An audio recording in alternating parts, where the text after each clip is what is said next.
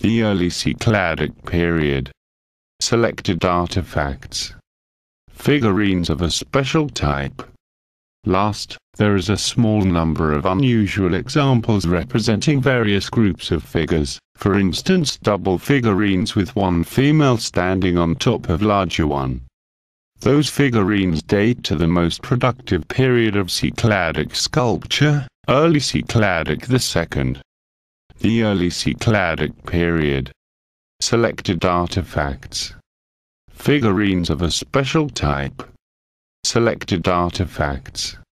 Fragment of figurine group, marble, Cycladic, Early Cycladic II period. Ciro's phase, 2800 to 2300 BC. Description. Figurine groups are among the most interesting creations of Cycladic art. In this example, the head of a canonical figurine supports the feet of another figure of apparently smaller dimensions, only the lower legs are preserved.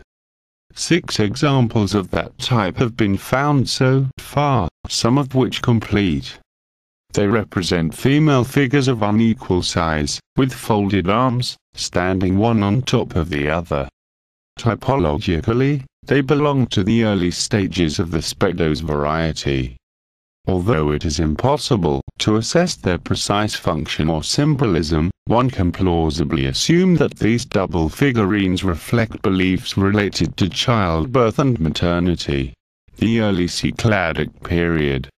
Selected artifacts. Figurines of a special type.